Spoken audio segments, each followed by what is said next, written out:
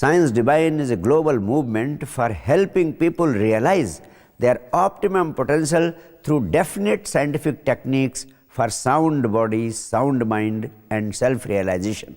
It's an all out endeavor to create conditions for the emergence of a new humanity on this earth, which is filled with inner joy, while at the same time enjoying the fruits of great material prosperity and riches.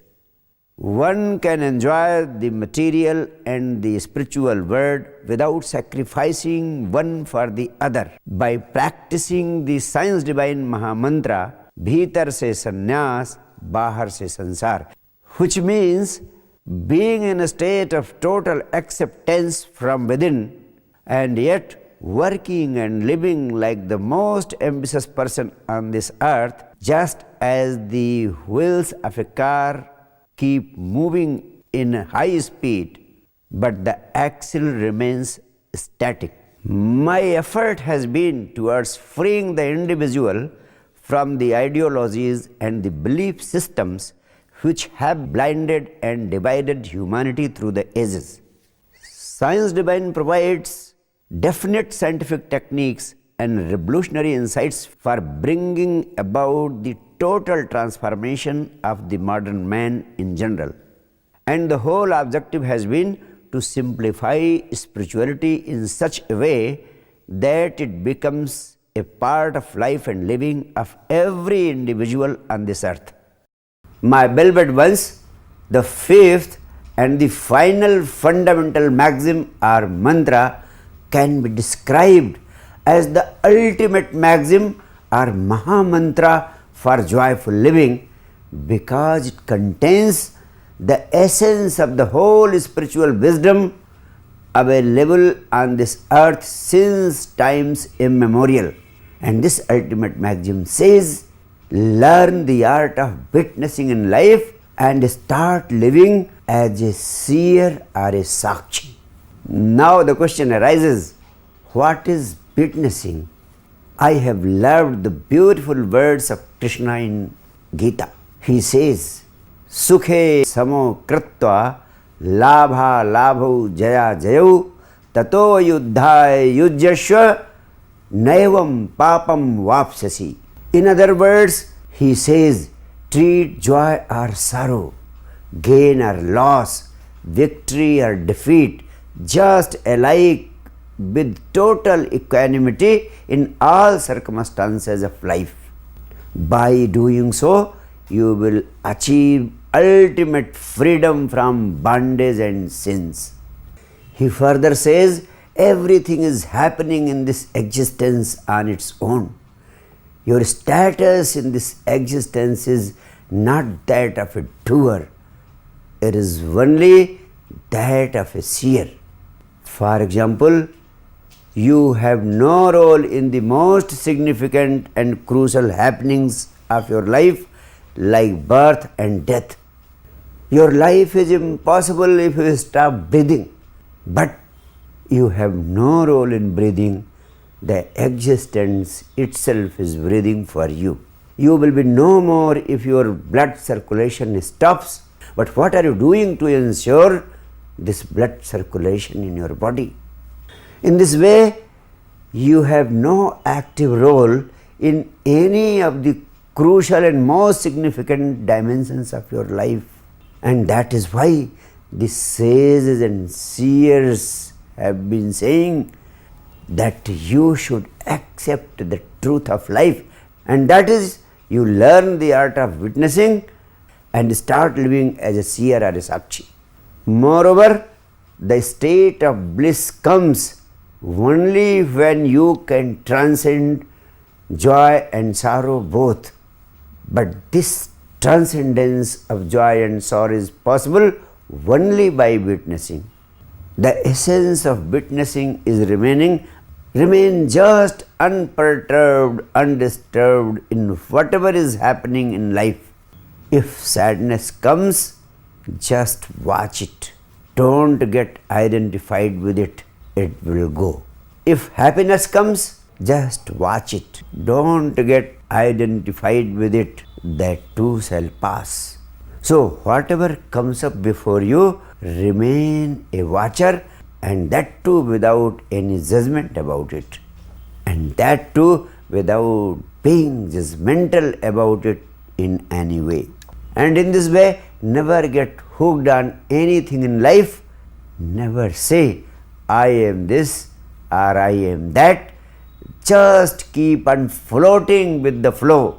You just become an unidentified presence, because identified you are bound, unidentified you are free. Total freedom and total bondage are the byproducts of your remaining identified or unidentified. The root cause of all your problems is you become identified with whatever comes before you. When sorrow comes, you beat your chest and cry. When happiness comes, you dance and jump with joy. In fact, happiness and unhappiness are peripheral events. They come from outside and they cannot enter your inside. Only you invite them by identifying yourself with them on your own, and then ultimately you suffer them. However, question of advising others who are in trouble, then you always act wiser. If somebody else is suffering, you will very beautifully try to make him out that the world is just like that, and that they should not take it so seriously. You will guide them that it is the nature of human life. The things of this life are scripted, and everybody on this earth has to pass through this or that kind of trouble and turmoil in life. You will advise him that he should learn to live with such things. You will beautifully explain to him that life should not be taken that much seriously. The things of life should not be taken in such a big way. Everything of life should be taken as if it is a very small thing. And you will advise them to see things from a little distance. You will guide them to be a watcher, to be a witness. And another very interesting thing I would like to tell you, if you happen to suffer from this problem or that problem, the same person may come and offer you the similar beautiful advice. He will give you the same understanding which you had been giving him in time of his own crisis. Now the question arises, why is it like that? I want to tell you, it's like that simply because when the problem is not yours, you have to see the problem from a little distance. In that situation, you are not identified with that problem. You see that problem from a little distance, and that is why your vision goes deeper and deeper. You get a better understanding simply because you are standing away from the problem, from the suffering. You have not become one with the suffering. You can see the nature of the suffering, you can see the solutions to it, and you can see the impact that it can have and also the impact which it cannot have. You will certainly be acting wiser because you have become a witness to the problem. You are simply a watcher to the problem. At this point, I would like to suggest you that if in the same way you treat the problems of your life, you treat the issues of your life, if you handle your own suffering and your own joys of life in the same way, you will be in a better position to have wiser approach towards the issues of life, and you will certainly not be affected by them in such a way as you get affected when you remain identified with your problem. So learn to see the issues of your life, the issues of joy and sorrow, the issues of gain and loss, the issues of victory and defeat from the vision of a witness, and see the great difference that you will experience on your own. Therefore, if you can learn the art of witnessing, your whole life will become a sheer joy, it will become a sheer play. Even the essence of meditation happens to learn the art of witnessing. Learning how to witness is the whole essence of meditation. Now the question arises, how to become a witness in life? I will suggest start witnessing from the body and its actions as the first step of learning how to witness. So from now onwards, start becoming watchful about the movements and gestures of your body.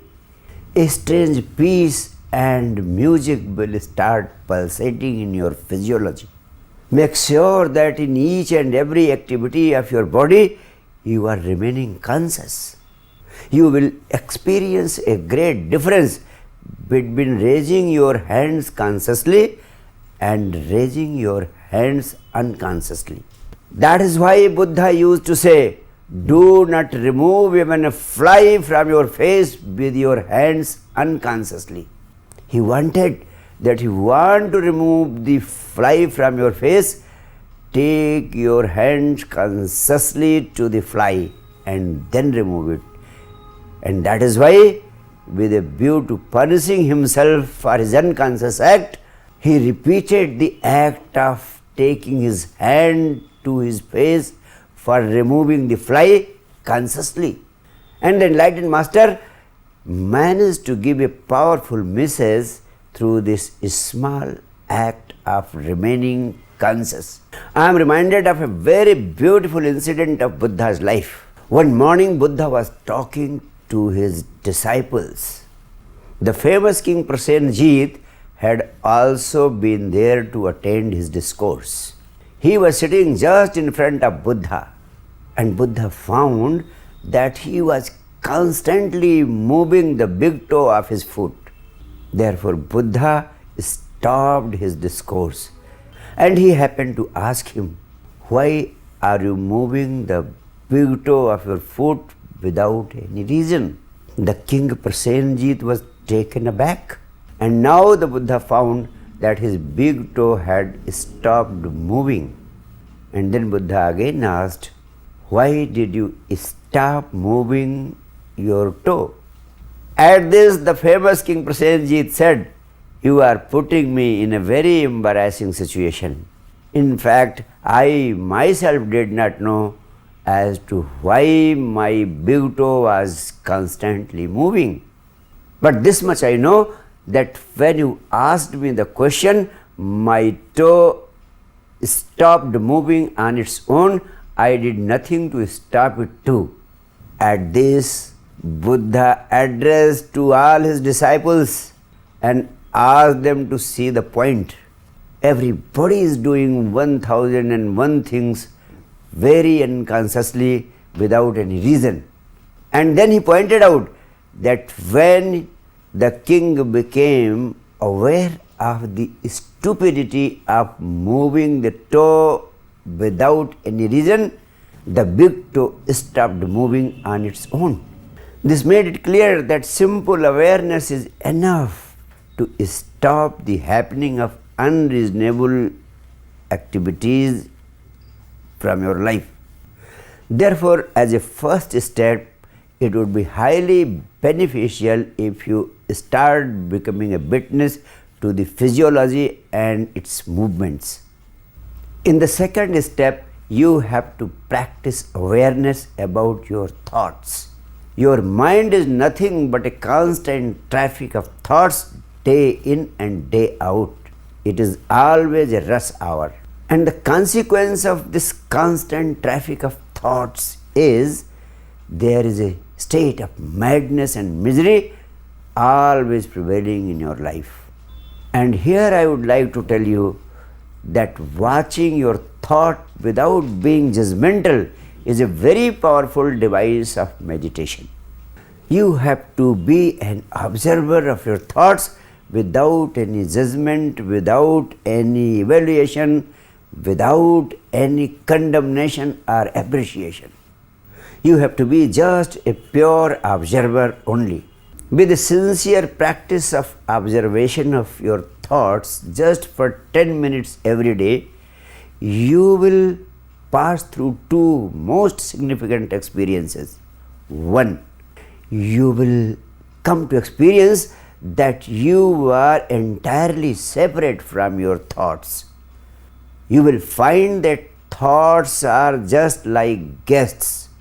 They are coming from outside and going, coming from outside and going. You will see them just like the clouds passing through in the skies. For the first time, you will experience that they are quite separate from you.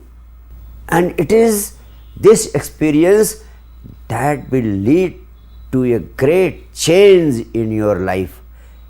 You will stop identifying yourself with the thoughts.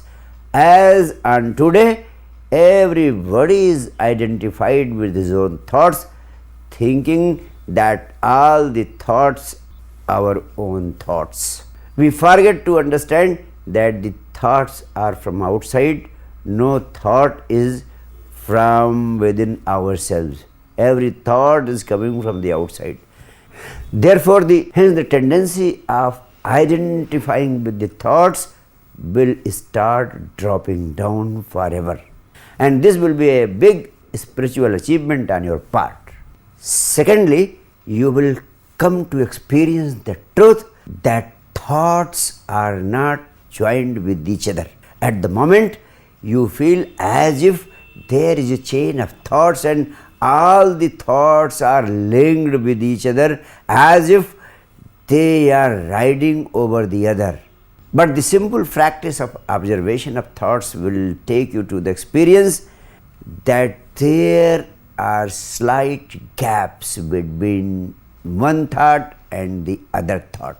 In due course of time, you will experience that the interval between two thoughts is becoming your own experience, and with little practice you will find that the interval between the thoughts has started increasing. During this interval between thoughts, you will get glimpses of being in a state of no mind, and that experience is very valuable because it will give you the experience of the soul. In those moments of being in a state of no mind, you will find that you get established in your consciousness, or you get established in your soul, and the blissfulness of those moments is inexplicable. I am telling you on the basis of my own experience that if you continue to practice it, the interval will start becoming larger and larger, and the glimpses of no mind will be the greatest treasure which you will be experiencing during the course of this whole practice. And this experience of the state of no mind will start bringing about a great transformation within you. As you become more and more accustomed to observation of thoughts, a strange phenomena will start happening. The traffic of thoughts will start getting lesser and lesser, and along with that, the witnessing self and its power will start growing stronger. For example, if the awareness of the observer has grown by 10%, then 10% energy has moved from the mind process to the observer. Gradually, a time will come when the traffic of thoughts will be reduced by 50%. Then the observer will become stronger by 50% more. Time may come in due course that in 90% traffic of thoughts has gone down, then the observer, the witnessing self, will get 90% more energy of awareness.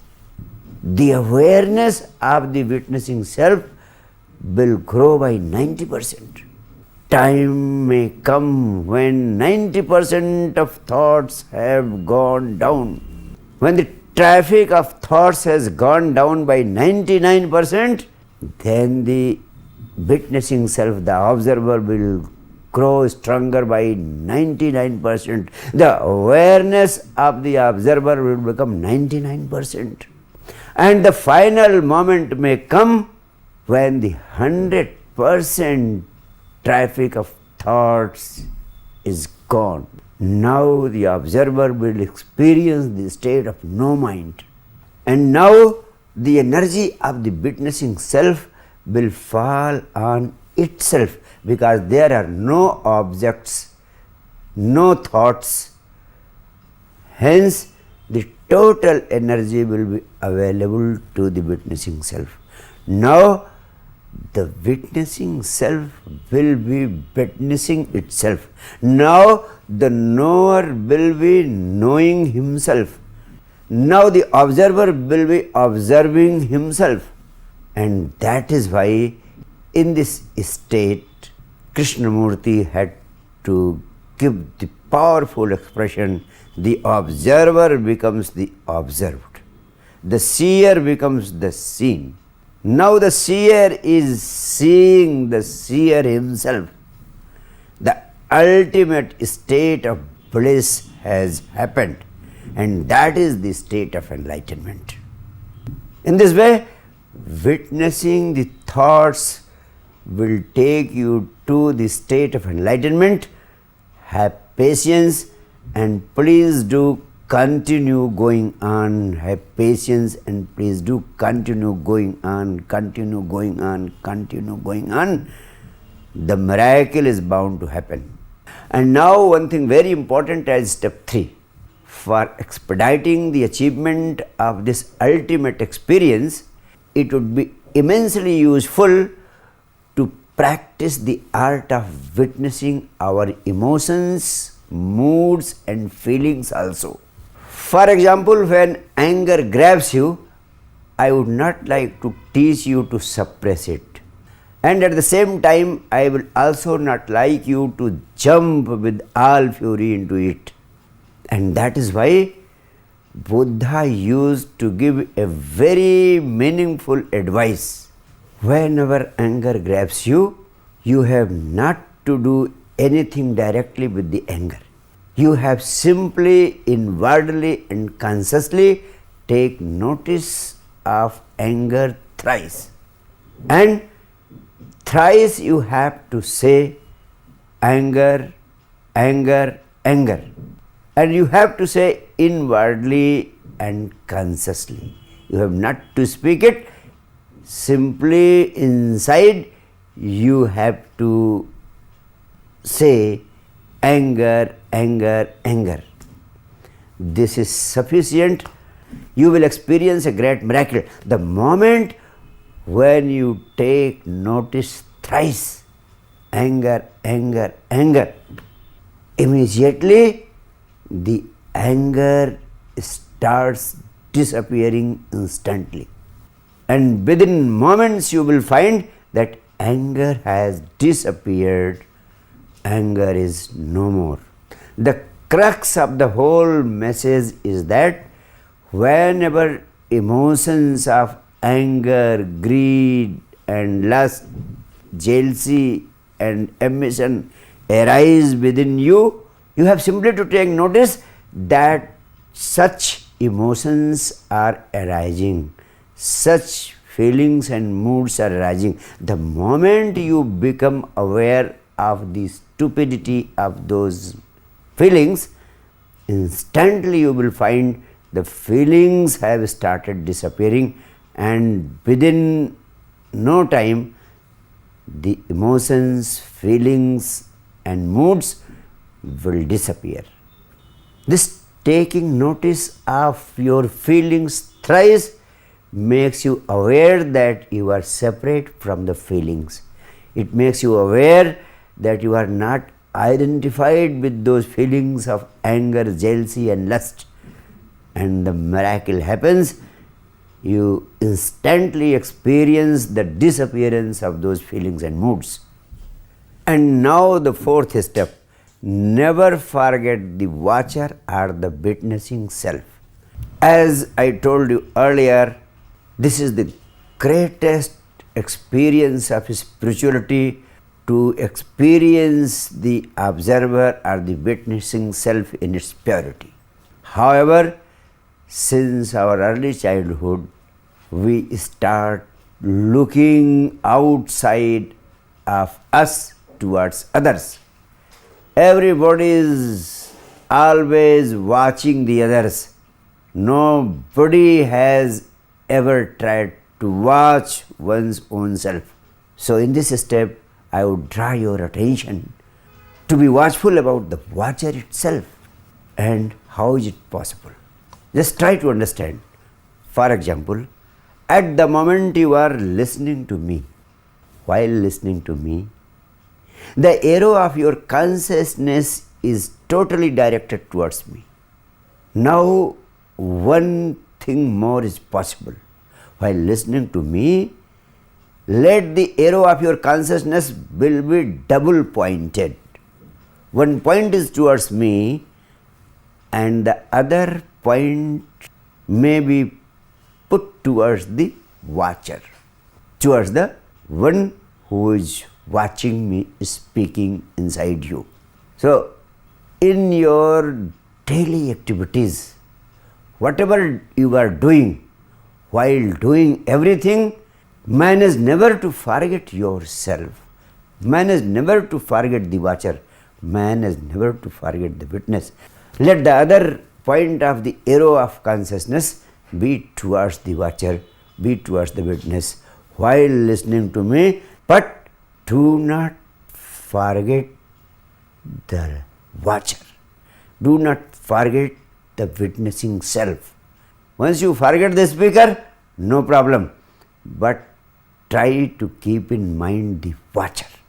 This will lead to the enhancement of your experience of the witnessing self, and ultimately the witnessing self will emerge more and more stronger, more and more powerful. If you follow these 4 steps, you have not to bother about the ultimate experience, because ultimate experience is something which can be termed as the gift of the gap. You can make all these 4-dimensional efforts, but the result you have not to bother about at all. You have not to worry about it at all. The fundamental reason behind this is that a farmer can simply do certain things. He can sow the seeds, he can take care of the plant by watering it and by providing you required fertilizers and the required climate. The plant grows, and the farmer can do nothing about flowers and fruits. The flowers and fruits cannot be drawn out of the plant. They come as a gift of God, as the gift from the existence, as the gift of your efforts of having done all the 4-dimensional efforts. Do it and see the magic. No doubt the phenomena of witnessing will bring such great gifts in your experience which you could have never imagined in your life so far. And finally, I would like to explain the very essence of the art of witnessing, and that is create a little distance. Learn to create a little distance. Never forget. Joy or sorrow, gain or loss, victory or defeat, everything is outside of you. And just because of this, you fail to understand the truth that putting them too close to yourself is the root cause of all your problems. It is just like putting the mirror too close to your face to be able to see it in the mirror. Hence, learn to create a little distance from yourself to be able to see the truth properly. Therefore, when happiness comes, stand a little apart and watch. And when unhappiness comes, then to stand a little apart and watch. But my advice is, always start distancing yourself from happiness.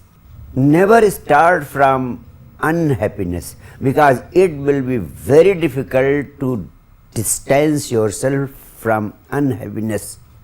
Hence, start with the opposite, because that will prove very easy for you. Therefore, the next time when happiness comes, start feeling as if it has come to someone else. Try to stand a little apart and observe it. A little distance is needed. Be your own neighbor and never stand so close. Once I said to my sincere devotee, Panna Pansari, that the owner of the biggest restaurant in the main market of the town was telling me that he is a very close relative of yours. At this, Panna Pansari told me that he is absolutely lying, Gurudev. He is wrong. No doubt, he is my relative, but not a close one. I asked him, what is the relationship? Panna Pansari told me that we are 12 sons from the same father. He is the first child and I am the last child, the 12th one. Hence, the relationship is very distant. He is the first and I am the last. Therefore, when the happiness comes, stand at a little distance and watch it, just witness it. With a little practice, you will find that when happiness comes and you are not jumping and dancing with over enthusiasm, you will start taking it cool. Then when unhappiness comes, you will be able to observe it from a distance, and then you will be able to be a witness to it, and at that moment you will succeed in not being affected adversely by the unhappiness that has come. You will be able to maintain a separateness, you will be able to maintain an attitude of being a watcher, and this master key can offer you the ultimate bliss. Thank you.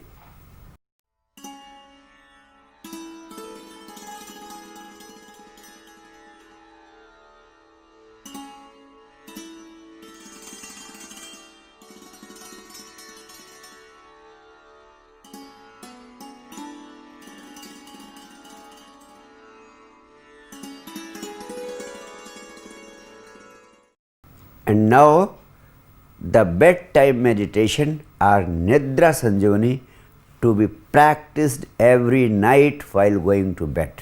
Very many people keep complaining to me that they don't manage to spare time for their meditation. And that is why I have devised this powerful technique of meditation. If you can practice it, you can be in a state of meditation at least 8 hours every day.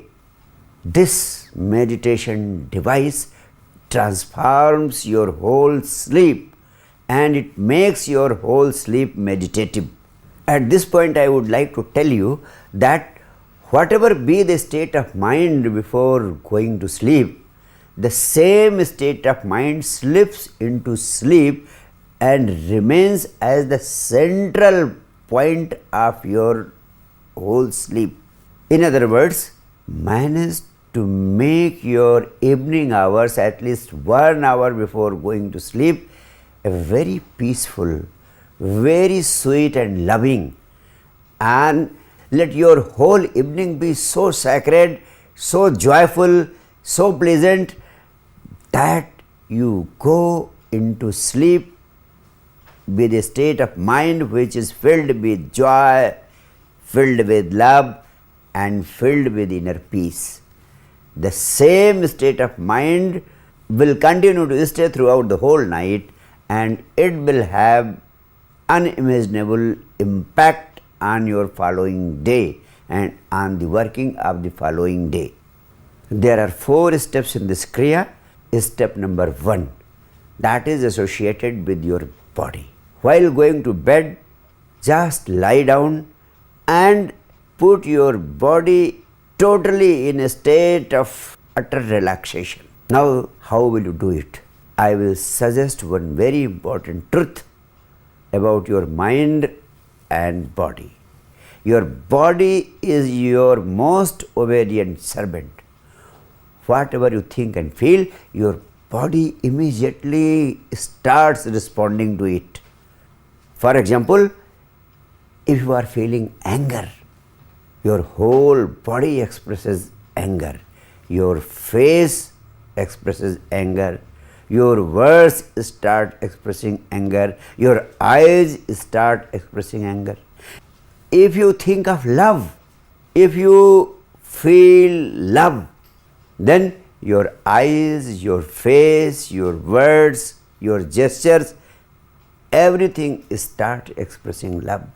If you feel like walking, immediately your legs start moving. If you feel like raising your hands, your hand starts getting up. If you feel like speaking, your tongue becomes in action. In short, whatever you feel starts happening. The body starts following, the body starts instantly doing the same. Therefore, when you are lying on the bed, just start feeling that your body from toes to the top is relaxing. Your body has gone into total relaxation. Be filled with the thoughts of total relaxation for 3 minutes. And within 3 minutes you will find as if your body is lying in such a state that it is absolutely peaceful, absolutely relaxed. There is not even the slightest uneasiness. The second step is associated with your breath. The natural outcome of the relaxation of your body is that your breathing starts becoming slow and slow. It starts becoming calm and tranquil. But again, in the second step, for 3 minutes, you have to feel that your breathing has started becoming calmer and calmer, slower and slower. It is getting more and more tranquil. And within 3 minutes, you will find, you will experience that your breathing has become extremely slow, mild and tranquil. It has become totally calm. You will start feeling as if it is not moving at all. The third step is associated with your mind and thoughts. The natural outcome of your breathing becoming slow, mild and tranquil would be that your thoughts will start getting slower and slower. The frequency of your thoughts will be reduced. The coming of your thoughts will be reduced to a large extent. But here again, in the third step, you have to constantly feel wholeheartedly that the frequency of thoughts has slowed down. The coming of thoughts is stopping. You have to feel wholeheartedly with great emphasis and impact that the coming of thoughts has stopped. The thoughts have stopped, the thoughts have stopped, the thoughts have stopped. And within 3 minutes you will find that the movement of thoughts has stopped. You will feel as if you have become in a state of thoughtlessness. And now the fourth step. Now I will demonstrate that you have taken your body, your breath and your mind into sleep. But you are quite awake within your body. Now for 10 minutes you have to stay quite awake within your body, but you will be totally in a state of total silence. You will be in a mode of total acceptance, no resistance. As a witness, as a seer, you are aware of everything happening, but no judgment, no evaluation, no condemnation, no appreciation. Being without judgment in a state of total relaxation, with total awareness, doing nothing. For 10 minutes you will remain in this state, in the state of being a total witness, a sakshi. After that, you will slowly slip into deep sleep and your whole sleep will become meditative. The next day when you get up, you will find yourself in a state of extraordinary peace and joy. Unimaginable peace and joy will be the first experience in the morning, and your whole day will be amazingly changed. And now I take you to the practice of the Kriya. Please, if the facility is available, lie down on the bed or be comfortable on your sofa or on your chair or on the ground, whatever is available to you, the way you are comfortable.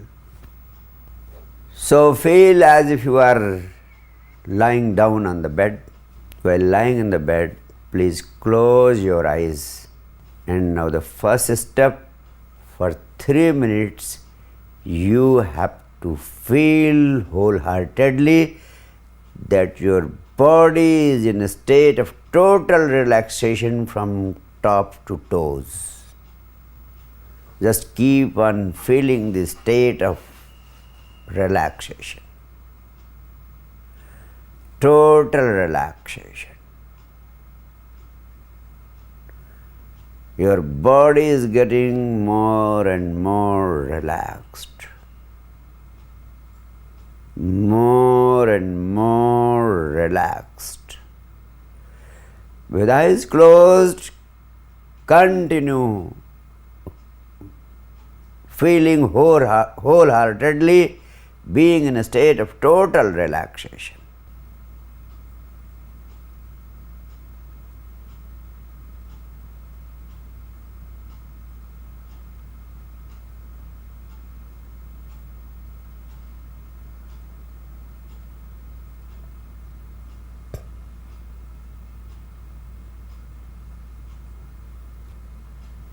Relax yourself.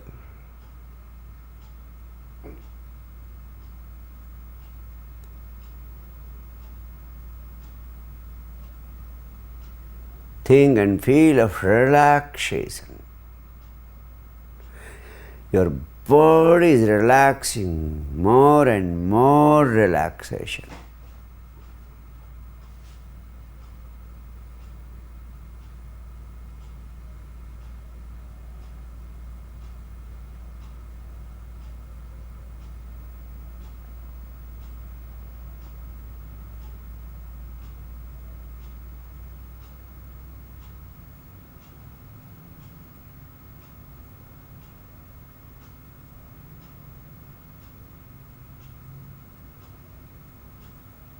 Now your body has gone in a state of total relaxation.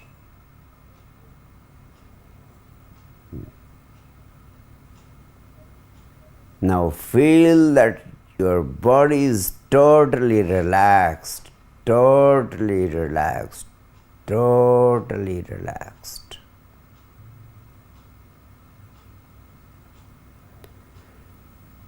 As a result of your body being totally relaxed, your breathing is becoming slow and tranquil.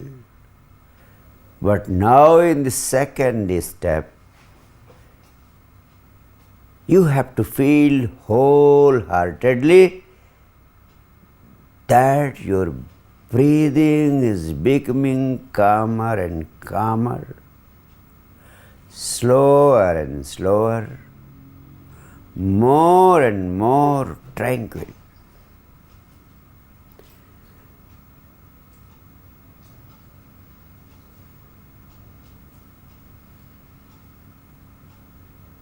Slow, calm and tranquil.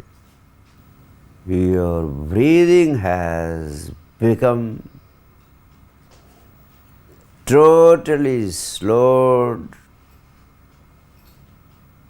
calm and tranquil.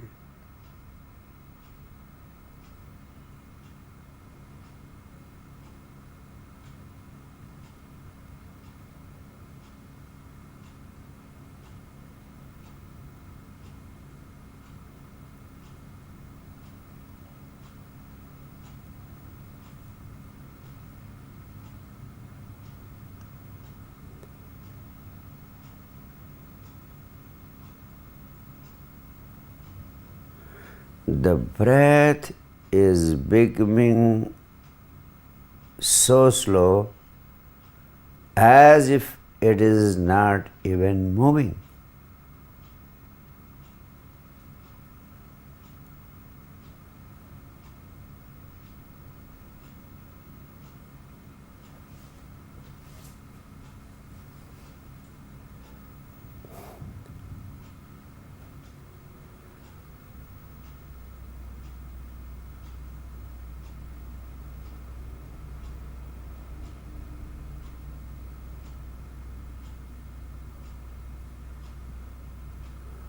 More and more slow, calm and tranquil.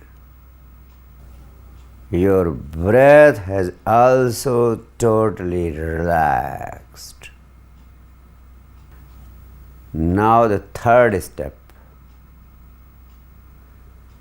With the slowing of the breath, the frequency of thoughts has been totally reduced. Now you have to feel wholeheartedly that even the coming of thoughts is disappearing.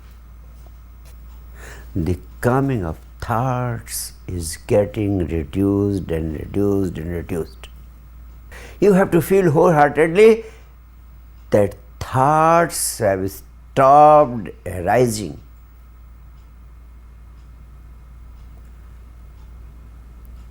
A state of no thoughts is coming.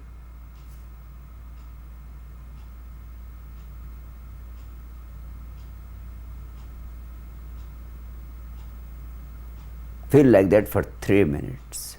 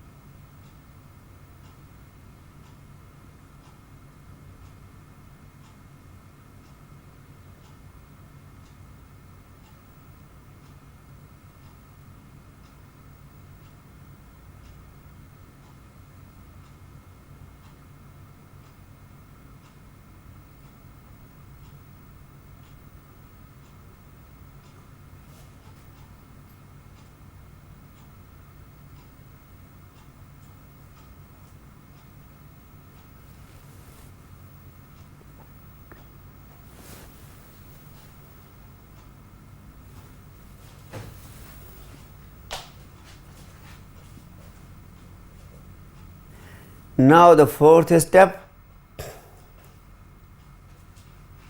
By now you have taken your body, mind and breath to a state of total sleep. But you are quite awake inside. Be a pure witness, a pure seer, just a watcher. Without any judgment, no evaluation, no condemnation, no appreciation. You are a witness to everything in a state of total awareness. For 10 minutes, you have to keep lying as a pure witness in a state of total acceptance. Just be a silent witness to the barking of dogs, to the cries of a baby, or to the sounds of the silence of the night. Pure witness for 10 minutes. For about 10 minutes, you have to remain quite awake within.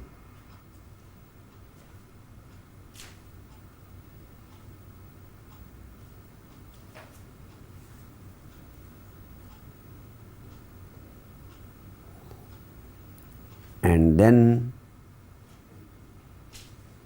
you have to slip silently into sleep.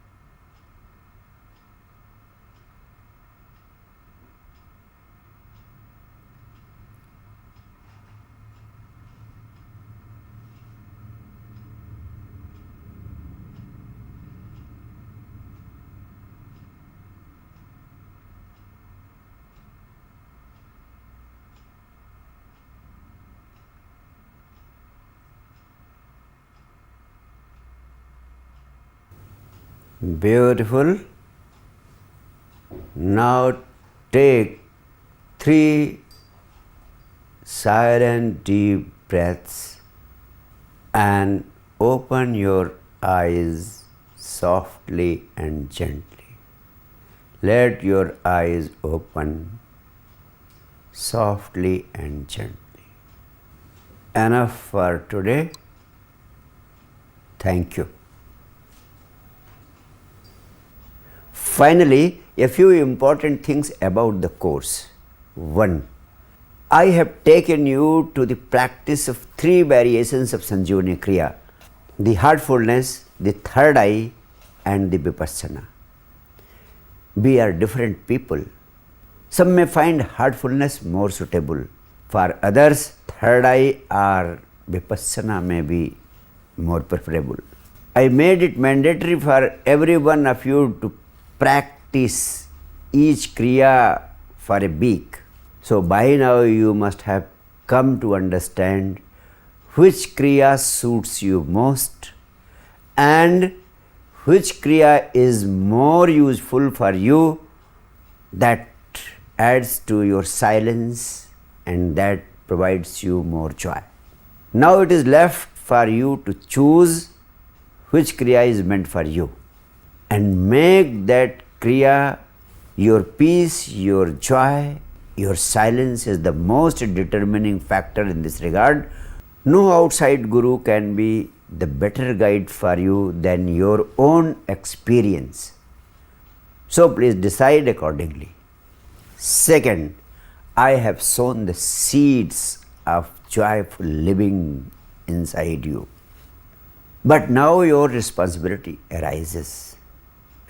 If you want fruits and flowers, you have to cultivate it sincerely for about 90 days. I can promise you wholeheartedly that every one of you can experience magical results in this regard if you just sincerely take it to your practice. Thirdly, remain in touch with me and send all the questions that are arising from within you so that I can answer your questions in the recent future at the earliest. This will also help you a lot in making future progress. Finally, I am going to offer you a powerful course on the science of manifestation of your dreams and desires in life very soon. Be ready for the same. My heartiest love and blessings to all of you. Thank you.